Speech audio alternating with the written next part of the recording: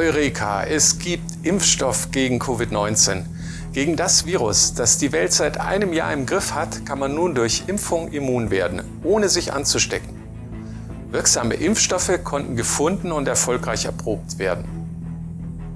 In dieser Folge soll es um die neuen mRNA-Impfstoffe gehen, um die Frage, ob man sich impfen lassen sollte, abwarten sollte oder lieber nicht impfen lassen sollte.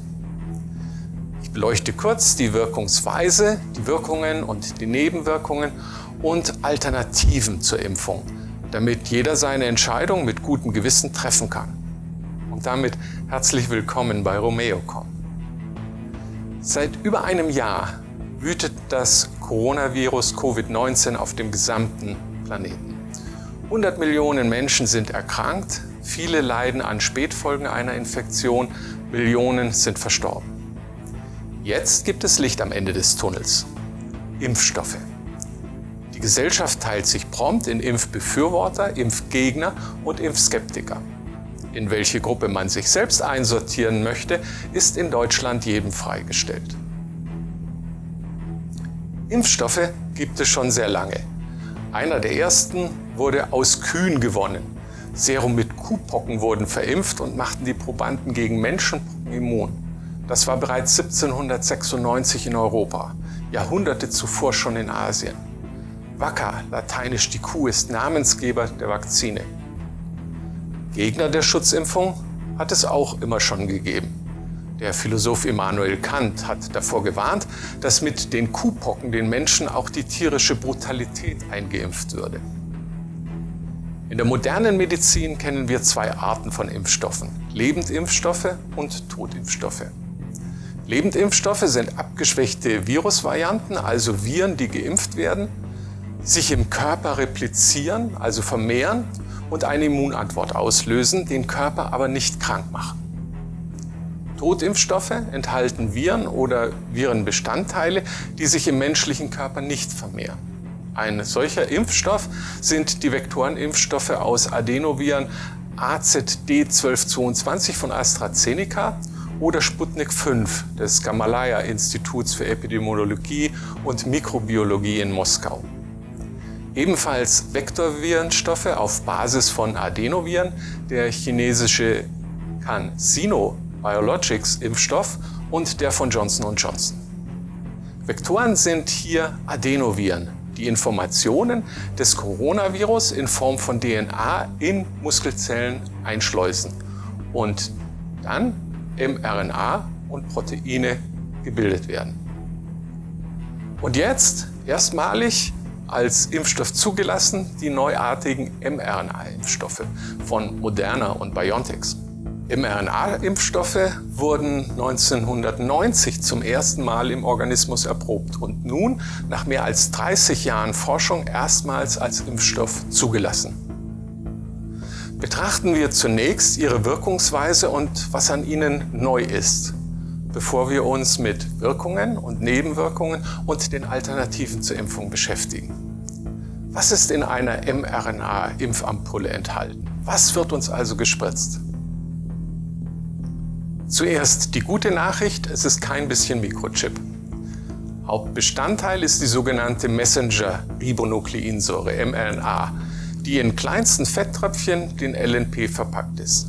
Im gesunden menschlichen Körper entsteht mRNA im Zellkern als Abschrift der DNA, wandert dann zu den Eiweißfabriken der Zellen, an denen sich nach diesem Bauplan Proteine bilden. Wie das Protein Hämoglobin zum Beispiel. Beim Impfen gelangt ein mRNA-Bauplan für ein Virenprotein in den Körper. Für den Transport in die Zellen ist die mRNA in kleinste Fetttröpfchen, sogenannte LNP, Lipid-Nanopartikel, verpackt, ein im Körper bewährter Transportmechanismus. An den Eiweißfabriken der Zellen wird dann das kodierte Protein gebaut.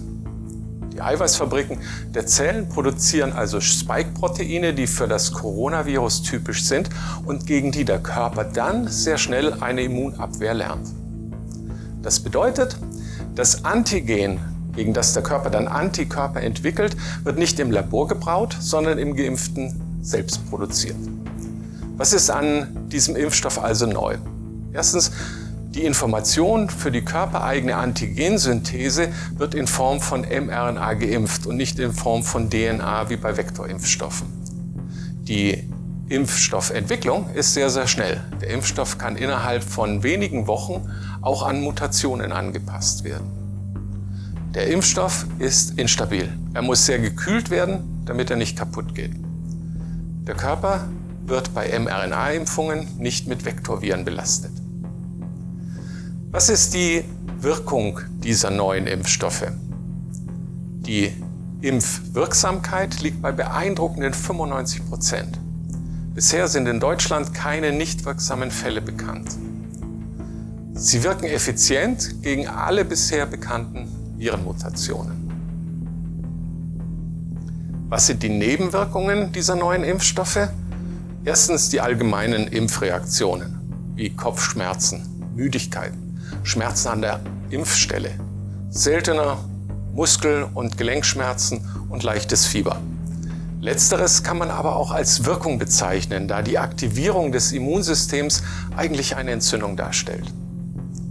Und dann gibt es spezielle Impfreaktionen, die extrem selten auftreten. Dazu zählen allergische und anaphylaktische Reaktionen. Und zwar bei vorerkrankten Allergikern. Damit ist nicht eine landläufige Allergie wie die Lebensmittelallergie gemeint. Dieses seltene Risiko ist der Grund, warum Geimpfte nach der Impfung eine Zeit lang medizinisch beobachtet werden, um im Fall der Fälle schnell reagieren zu können. Die dritte Art der Nebenwirkungen sind angedichtete Impfreaktionen. Hierzu zählt der Mythos, die Impfung könne zur weiblichen Unfruchtbarkeit führen. Der Mythos verbreitet sich noch schneller als das Virus selbst. Es gibt jedoch außer den Gerüchten im Internet keinerlei Anzeichen für diese Nebenwirkung. Dazu später mehr. Wer sich überlegt, ob er sich impfen lassen will oder ob er sich nicht impfen lassen will, der beobachtet oft auch, was andere tun. Derzeit in der Diskussion ist die Bereitschaft unter Medizinern, also unter Ärzten und Ärztinnen, unter Pflegern und Pflegerinnen. Viel zitiert wird eine Umfrage vom Dezember 2020, in der 50% Impfbereitschaft signalisiert haben. Diese Umfrage entstand zu einem Zeitpunkt, als noch kein Impfstoff zugelassen war. Flächendeckende aktuelle Zahlen zur Impfbereitschaft unter Medizinern sind derzeit schwer aufzufinden. Von Gesprächen mit Klinikpersonal ist bekannt, dass die Impfbereitschaft bei Covid-19-Behandlern sehr, sehr hoch ist. Viele haben eine Infektion selbst schon überstanden oder kennen KollegInnen, die an Spätfolgen wie dem Verlust von Geruchs- und Geschmackssinn leiden. Hier ist die Impfbereitschaft sehr, sehr hoch, weil viele die eigene Infektion und Erkrankung nur noch als Frage der Zeit ansehen und den Selbstschutz gleichzeitig als Schutz ihrer Patienten, Angehörigen, Freunde verstehen. Aus Befragungen von KollegInnen der Allgemeinstation weiß man, dass dort, besonders unter Krankenschwestern, die Impfbereitschaft niedriger ist. Immer wieder wird die Sorge um weibliche Unfruchtbarkeit von jungen Krankenschwestern geäußert. Mehr zu diesem Mythos gleich. Bei anderen beobachtet man einen Gewöhnungseffekt an die Gefahrenlage oder professionellen Abstand. Auch Trotz ist dabei gegen eine Politik, die die Pflegenden verhöhnte und ausbeutete. Reaktionen also darauf, dass der Stellenschlüssel trotz bekannter Gefahrenlage nicht erhöht und angepasst wurde. Eine Unterbezahlung bei Überbelastung nicht angegangen wird und wenn dann durch symbolische Bonuszahlungen. Eine berufsbezogene Impfpflicht lehnen die meisten Behandelnden ab, da sie die gleichen Selbstbestimmungsrechte wie für alle fordern.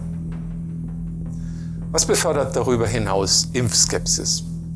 Der EU-Zulassungsdruck Ende 2020 inklusive Vorverlegung um wenige Tage erzeugte einen Vertrauensverlust, ob denn das dann gründlich war.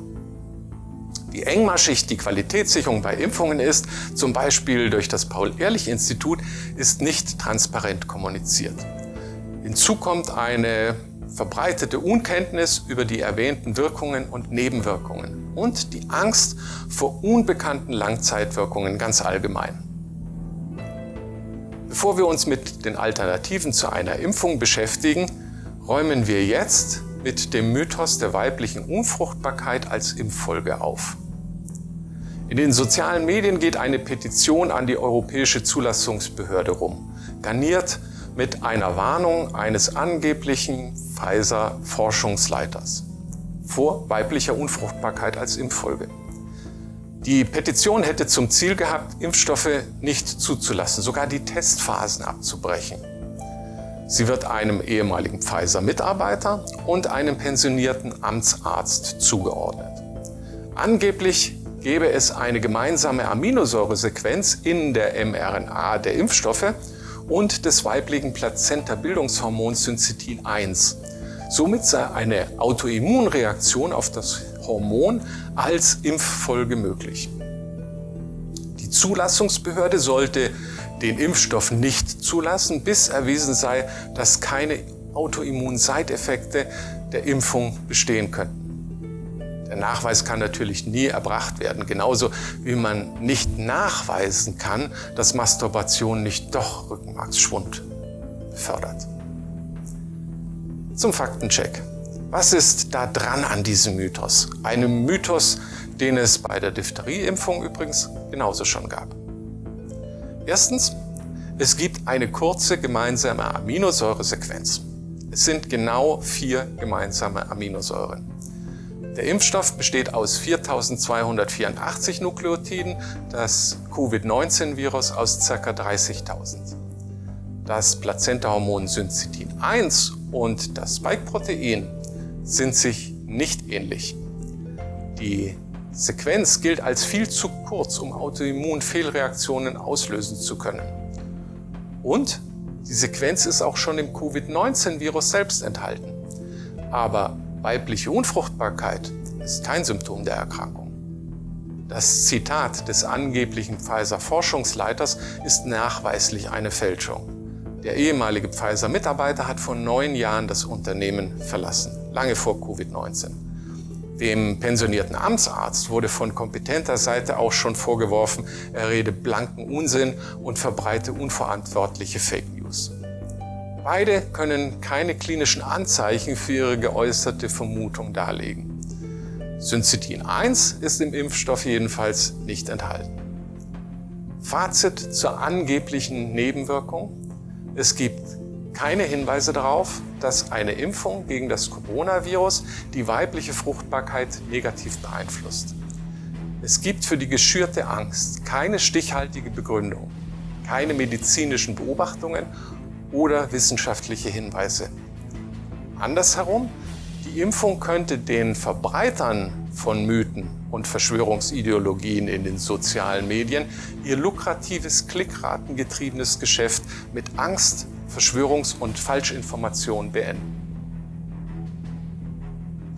Bevor wir uns mit den Alternativen zu einer Impfung beschäftigen, beantworten wir nun noch die Frage: Kann mRNA-Impfstoff das Erbgut des Geimpften verändern?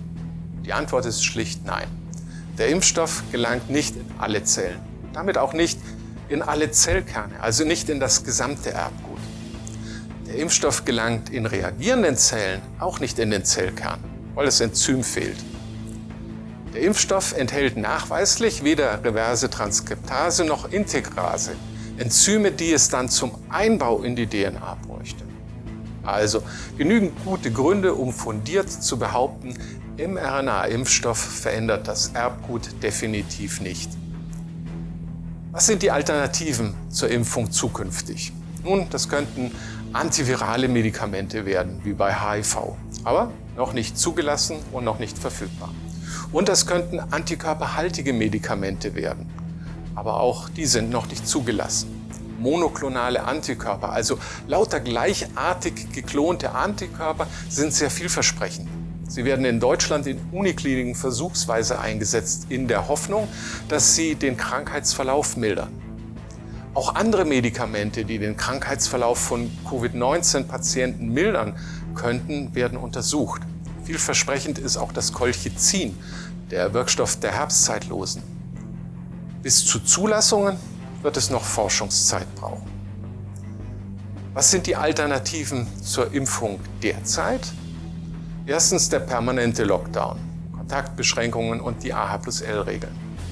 Das verzögert die Durchseuchung zwar erfolgreich, aber verhindert auf Zeit nicht wirklich.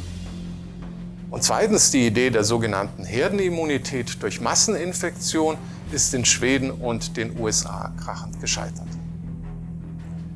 In diesem Beitrag haben wir uns angesehen, wie die Impfung mit mRNA-Impfstoffen funktioniert. Wir haben festgehalten, dass schon immer Genmaterial in Impfstoffen enthalten war und auch in Vektorimpfstoffen enthalten ist. Wir sprachen über Wirkungen, Nebenwirkungen und Alternativen zur Impfung. Weitere Internetlinks finden Sie auf romeo.com, inklusive der Quellenangaben zu diesem Beitrag. Impfen oder nicht impfen ist eine individuelle Entscheidung hierzulande. Also entweder Ärmel hoch oder zumindest den Kopf nicht hängen lassen. Bleiben Sie zuversichtlich und bleiben Sie neugierig mit romeo.com.